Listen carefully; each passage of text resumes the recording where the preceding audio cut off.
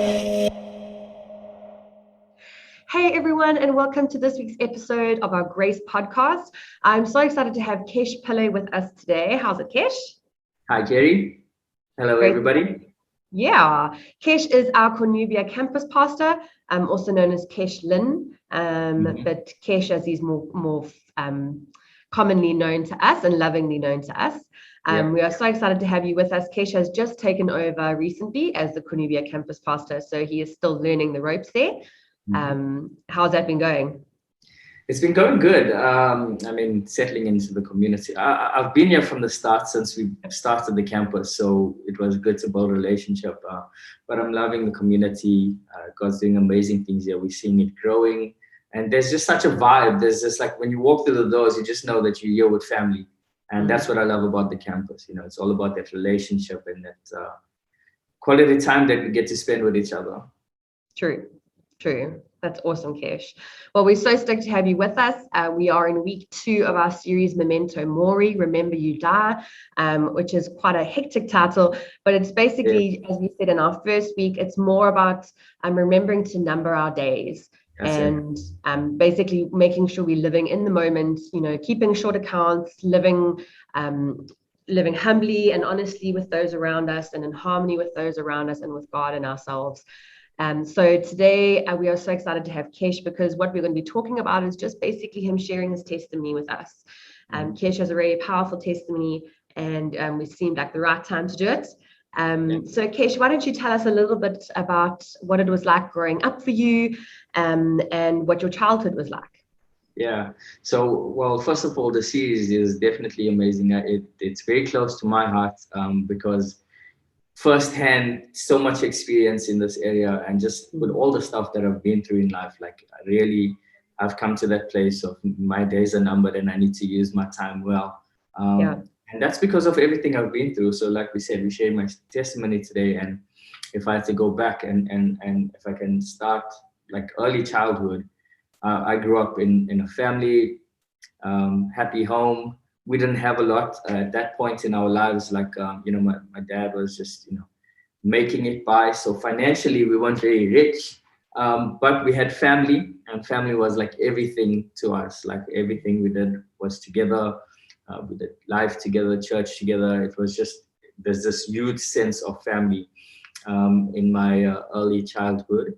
But then my mom and my siblings passed away in a car accident when I was 8 years old. So that obviously it shaped like my future, the way that I would head and the path that I would go down in. But obviously that was a very, very young and early age. My dad asked me how long should he stay single. I told him wait till I'm a teenager, because I felt like as a teenager I can take care of myself. So even if he gets married and goes off and does his own thing, I'm good. But that's just my young mentality and thinking, because that wasn't the case at all. But yeah, for the first few years of my life, it was just myself and my dad. He raised me as a single parent. He only got remarried when I was a teenager. So there was a time when it was just myself and him. But then there was time where I stayed with several families. So my dad had a couple sisters that would come and take care of us. Like they would stay with us for a year with their families as well, and then eventually got remarried. So lots of family dynamics there, broken families, blended families. There's a whole lot of that. Definitely, sure. And it's losing your mom and siblings at such a young age is something no one can prepare for at any age, let alone at such a young age and in one go like that. Yeah, and if you think of this idea of your days are numbered, like when I look at the ages of my family that passed away, my sister was 4 years old. My brother was 10 years old. My mom was about 28, 29. And those are like fairly young ages. So it's not like there's this idea that we always have time, we will die when we're older. But that's not the reality for everyone. I mean, at any given moment, your life could come to an end. That's exactly it. And I mean, losing them at such a young age definitely would have shaped your childhood, shaped your adolescence and teenage years. Yeah. and going Yeah, it forward, was as well wild. as obviously the different family dynamics and your dad getting new relationships and things like that as well. Yeah. When did things start to change for you? You know, what were the feelings that came up that brought that about? In which sense, change in like a positive or the negative? Because yeah, there's a lot of different change that happened in the different stages in that. So you tell me where your story went next. Where did you feel like things started So I changing? think where it went next was, myself and my dad had a super close relationship. That obviously because being a single parent, and it was just myself and him. And so for many years we got like super close, and we were like these two soldiers, just going at life together. Um, but then I think as a teenager, that's when things started to shift and change for me, because now my dad got remarried, and he moved away, and I lived with them for a while, but myself and my stepmom, we weren't really seeing eye to eye. We had some difficulties, and I decided that I'm going to move out and not live with them anymore. So I went to live back with my aunt. Now, when this happened, obviously being a teenager, I was exposed to a lot of things and a lot of freedom, because my dad wasn't there anymore. So I didn't have to answer to him, and I could get away with a lot of stuff. Um, this is when I started like dating in school, having girlfriends, and this is when I started hanging out with my friends quite often, like every day at home, and we started drinking and taking drugs and that stuff like that. So very early, like 14, 15 years old. So I started out super young. But it's funny, I was just talking to someone the other day. I was like, I started young, but I ended young also. Because by the time I reached my 20s, by 22, like I'd stopped all my craziness, my crazy lifestyle of the drugs and the alcohol. Obviously, they carried through from school into college as well. So yeah, I would say that definitely changed the direction I was heading in. And it wasn't like for the best. What do you feel led you into spending that time with those friends after school and getting involved, like you said, at such a young age with alcohol and drugs? What do you think maybe put you So in that definitely, direction? I like now I can look back and I can put my finger on it. But at that point, obviously, I didn't realize what was actually going on with me. I don't believe like people just start drugs and then or alcohol and then just get addicted because they want to. There's something that led up to that point. There's something that obviously pushed them into that direction. And for me, at that time, if anyone had to ask me, I would say it was just for fun. Like I was just doing it with my friends. Like we just started doing this stuff for fun. But it wasn't just for fun, because when I think about those moments, the feeling that I wanted was not so much the feeling that I got from the drugs. It was more of being in that circle of friends, being together with people. And so having that relationship, because these were my brothers, they were my friends, but they were my brothers. We do everything together. It was a sense of belonging. It was a sense of family. And if I could look back on my life now, I mean, losing my family at such an early age, there was this sense of emptiness there, which I didn't deal with at that point, because I think when you're a child, you don't even understand what's going on. So you don't know how to deal with it. And I don't even think your brain is fully developed to fully process it. And so I found that it started affecting me later in life, like dealing with the trauma of the loss. And because I also almost lost my life in that accident, right? And so just dealing with the trauma of all of that. And then there's things like I had my dad. He was always there for me, gave me the best that he could. But at Christmas, when you see all the families together, opening their Christmas gifts and waking up as a family together and just showing love to each other, and there was this like sense of a loss and emptiness, because I didn't have that. I was now the only child. I used to have siblings and I don't have them anymore. I used to have a mom and I don't have that anymore. And it was kind of depressing. It was hurtful. So trying to fill that void, I was obviously looking for a relationship in different places, and that relationship came in the form of hanging out with my friends. But unfortunately, hanging out with my friends meant that we were also doing all of those kind of things. But yeah, I would say it's a sense of belonging and a sense of like I've got people that love me and care for me, and we're together, and yeah. That makes sense. I don't know if there was any sense of trying to numb in any way, you know, like you say, you almost lost your own life in that accident as well.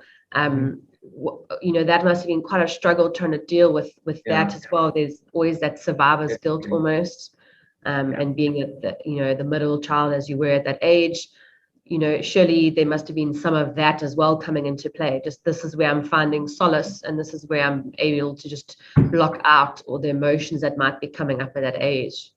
Yeah. And I even feel like sometimes you can numb without even realizing that you're numbing, and you're just doing stuff, but you don't even know why you're doing it, until you get to doing the work of it. And I think it only happened later on in life. So like I said, in my 20s, when I made the change, you know, that came off another difficult situation, which is when I flipped my car and I was in a car accident. And so here's my life at risk again. So, and this wasn't the second time. This was the third time. So I had the first accident when I was small, when I was younger, when I was 8 years old. And then the next one again was in my 20s, when I was 22. I was in another car accident. And then a month later, I was in another car accident where I flipped the car. And this is coming out of a place because also now, again, as I got older, and I finished like school and stuff like that, my dad really gave me everything. He spoiled me to a point that wasn't actually healthy. And you know, I don't think he knew better. He thought that he was just, you know, taking care of me or giving me the best. My father came from a very, very, very poor family. They didn't have much. They didn't even have their own houses there when they were growing up. And so he worked hard to get to a place where he could afford a lot of things. And when he did that, he's like, I'm gonna give my children everything. So that's what he did. But it had a negative effect on me as well, because I became very spoiled. So I had like, you know, I had the car, I had 2 houses when I was 21, and these are stuff that was all given to me, and it gets to your head, and you lose yourself. You become materialistic. Life becomes, but again, it was filling a void. So now I'm finding a sense of identity and belonging in what I have, and I can use this like to present myself to the world as something or someone to be seen, to be known, and to, you know, I got lost in that world, and then so just drinking, drugs, meeting these car accidents, not really caring about life, and when I met that third accident, then like my dad came to the hospital, and he started crying next to the bedside, and I'm apologizing, and I'm like, you know, I'm sorry I ruined the car and stuff. He's like, I don't care about the car. I lost your entire family. Now you want me to lose you. And like those words stuck in my head. Like, okay, if I had to die today, you know, what was going to happen? How was this going to affect my family? What are they going to deal with, you know, with me and my passing away? And then with myself also, you know, I grew up in a Christian home, so there's this talk of a life of eternity, and where was I going to spend my eternity? And these things were playing in my mind, and that's when I said, you know, I need to change my life. And what do you think made it different that time that it clicked into place? Do you feel like you were maybe in a different place in your life to receive those words properly, or, you know, is there anything that can maybe come to mind? You know, I have to be honest, I can't really explain it, but I definitely say there's a feeling inside of me was feeling incomplete. Like this is not life. This is not the reason why you were created, and how you should be living. And like, and you've had, and then the thought was like, if God kept you, if he saved you the first, because I could have died in the first accident. Why did my brother die? Why did my sister die? Why wasn't it me? You know, what's the reason for me being left behind? And so for me, that's what came, like, you know, that's the direction I want to head in, like to figure this out. Why me, God? Why did you keep me alive? Is there a reason for my life? And how can I find my sense of belonging? So then did you start journeying towards finding answers to that? I did. So I felt like rehab was not for me. Like I did not want to go to rehab. I didn't want to go to counseling and all of these things. These things are good for you, They really are very good for you. But inside of me, I felt like, for me, the only thing that I personally wanted, I specifically wanted God to like show himself to me that he's real. And so I said, okay, well, God, you're going to help me to get my life back in order. And I don't know how, I don't know what I'm going to do. I don't even know what's my next step. And I didn't know what my next step was. It was just a simple prayer. And literally, it wasn't me like screaming and asking God. It was me just simply coming before God and be like, God, I can't live like this anymore. Yeah. You, the only one that can help me. So please, if you're real, change my life. And I just felt led, like the next day I just felt led to go visit my pastor. He wasn't there, but his daughter and son-in-law was there, and they started telling me about missions and stuff like that. And I was like, okay, you know what, this might be an opportunity for me to change my life. So what I'm going to do is I'm going to give myself completely, just wholly to God for a season in my life, and see what he does. And so I didn't go to the app. I just went and I did missions to draw closer to God. And as I began to draw closer to him, he started working through all of the other stuff. Sure. That's quite powerful. I mean, like you say, there's definitely place for rehab and for counseling. Definitely, yes. You know, and I still support that. Like, I still have friends that go to it, and I even go along as a friend, because sometimes you just need a friend to go with you to that place, because you feel out of place. Again, it's like what I've been saying. I got into drugs because I wanted to belong. I wanted to have family. I wanted to have friends. So it's the same thing in your healing and recovery. You still want family and friends to be a part of that healing and recovery. That's the thing. And, as you were journeying then through the missions, and journeying with God through what you've been going through, did you start to feel, was it an all at once feeling of like a void being slowly patched together? Was it like all of a sudden you turned around one day and you're like, oh wow, I haven't actually felt that longing in a long time? Like, is there anything you can explain along those lines for us? So definitely the focus did not become how do I give up drugs or alcohol at all. I never even spoke about it. Like in the journey, I confronted some of the stuff, but that wasn't the goal. So the goal was, who are you, God? Like, who are you? I want to know who you are. Like, are you real? Show me that you're real. I need to know that you exist, and just have you present in my life. So what had happened was I started finding out things about him. We had all these teachings as a missionary. Every week we would do these lessons, and it was like on God's nature and character. It was like your purpose. Why did God create you? It was on like healing, reconciliation, forgiveness, just going over topics like that. And as I started going over topics and teachings about that, so the Bible talks about renewal of mind, and this was the renewal of my mind and my worldview and my understanding of life. Because I've been shaped with culture, I've been shaped by society, by the place that I grew up, I've been shaped by family and friends. But now I want to see what's the biblical worldview on life and living. And so, and to give you an example, like the more I discovered about God's nature and character, the more I discovered that actually this is my father, like the first relationship that I have.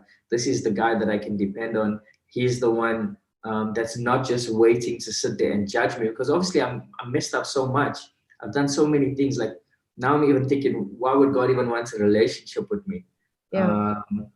But discovering his nature and character showed me that, man, that's who he came for. He came for the lost and the broken. He wants to bring healing to those who are broken, and he wants to restore you back to life. So discovering things like healing and reconciliation. What does it mean to reconcile and to bring healing into your relationships? Like I said earlier, me and my stepmom, we were having some difficulties, but through that process and learning what's God's heart of forgiveness, I was able to have a conversation with my stepmom and work things out and come to a place where we care about each other. And, my family, we're good now.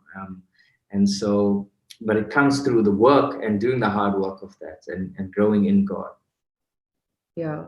I'm sure there must have been days where it felt like it was such a slog, where it was just a thing of, you know, especially in the beginning, but sometimes we find we're on an upward trajectory and then we hit a bit of a plateau, you know. I'm sure you must have come across days like that. How did you keep pushing through? How did you keep pushing on when you reached those times where it felt like it was just so much work on your own, or you just couldn't go further and you felt like you'd reached an end, you know? Was there anything that you did? So I mean, obviously it's even more complicated when you know you have to open up old wounds, right? You have to go back into the past and start digging into things that you've been avoiding your whole life.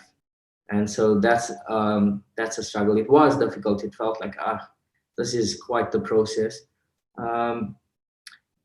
Initially, it was just me saying, okay, I'm doing this. I need this. And so just willing myself and just spending time with God and trying to get through it. But I think what helped me was on that journey, I've now created new friends that were also currently missionaries with me and on their own journeys. And by the way, none of them were like alcoholics or drug addicts. None of them did that stuff. They weren't ever in that life.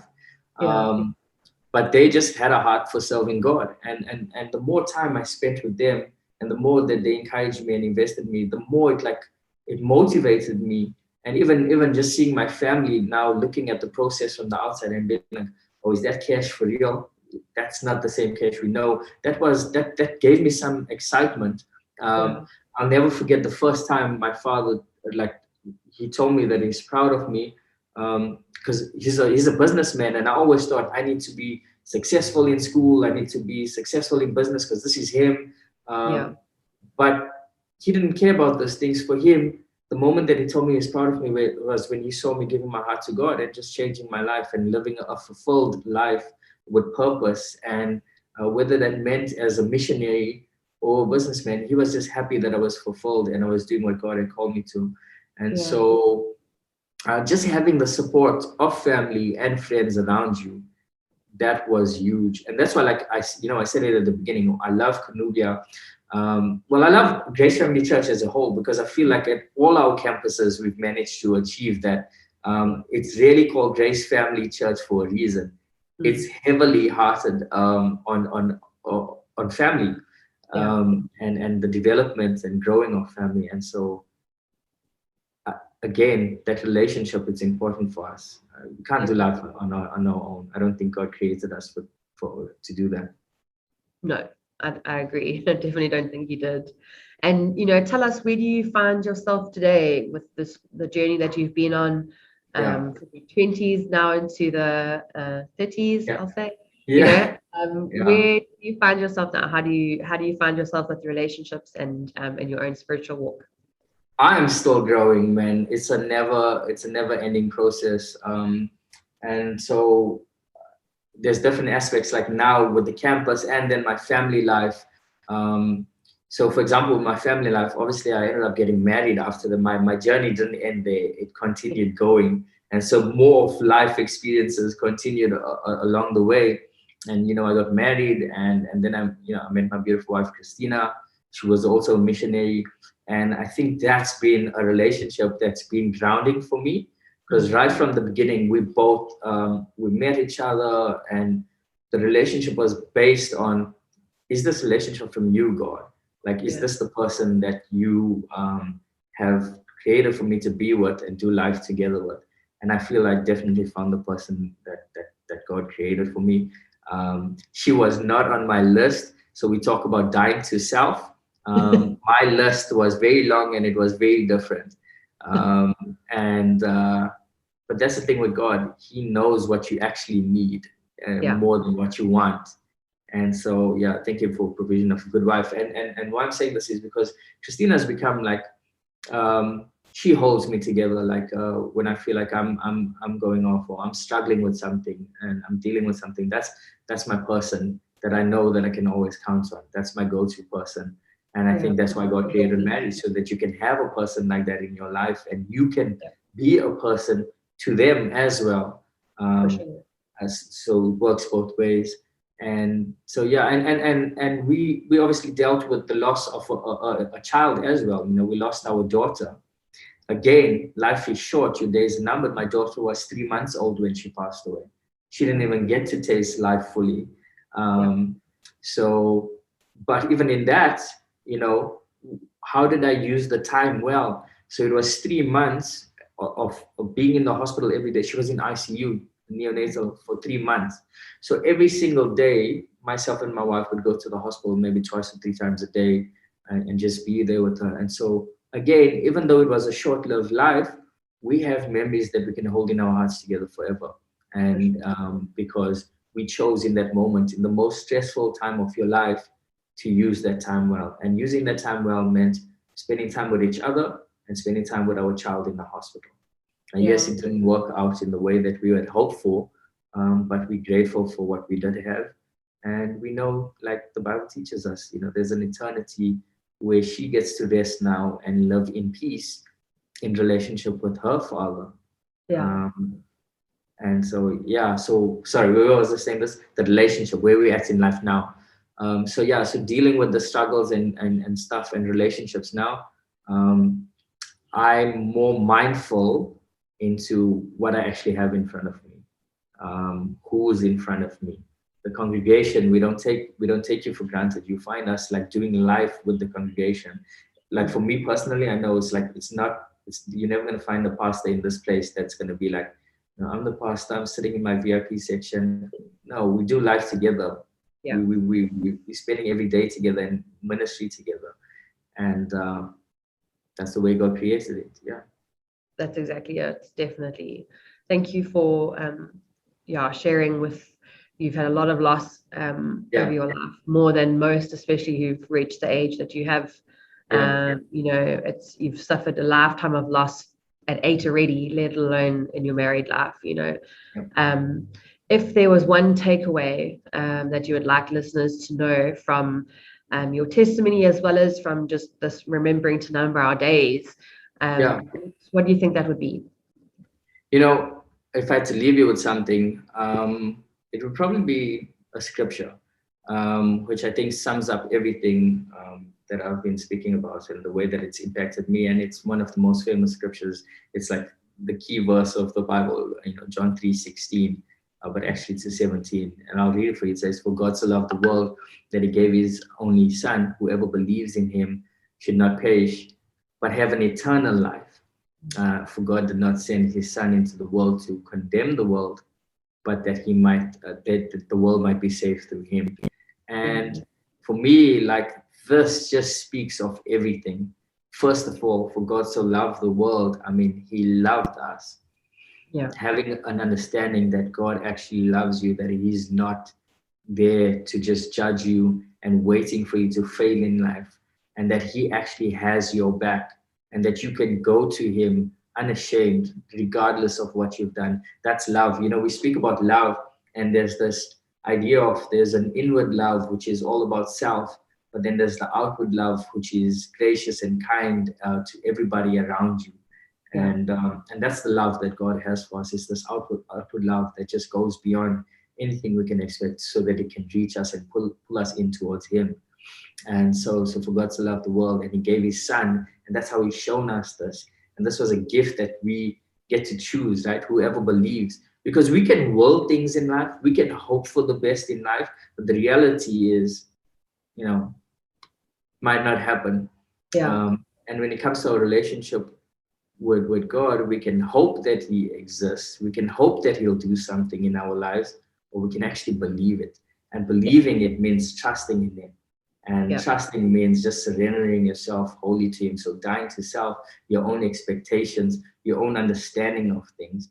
God's word says that his understanding and his thoughts is so far away from us. Like, if you can picture the sky, picture the stars, how far it is, like that's how far his thoughts is from our thoughts, and it's just beyond us. And so just trusting in that.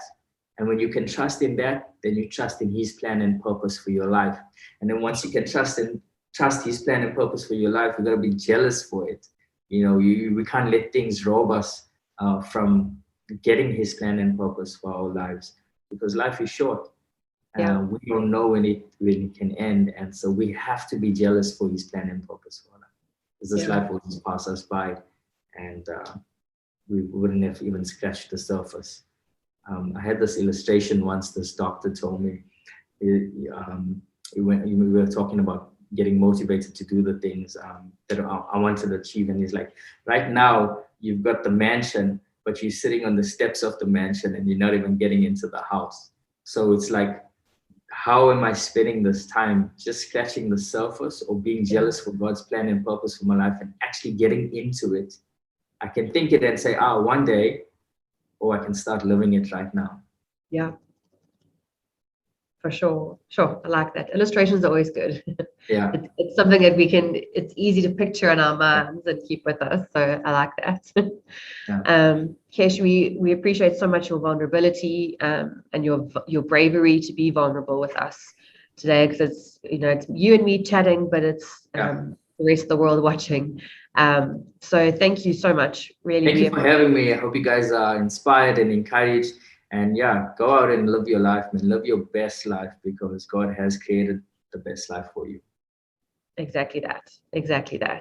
Thank you so much, everyone, for tuning in today. We would love to hear from you if Kesh's story has touched you in any way. If you would like to reach out for any help with any addictions or anything that you're involved in, we would love to be there to help you and point you in the right directions as well, and just pray for you. So we would love to hear from you in the comment sections, or you can email us directly as well. Otherwise, we look forward to seeing everyone next week. Cheers, hey, bye. Bye, guys.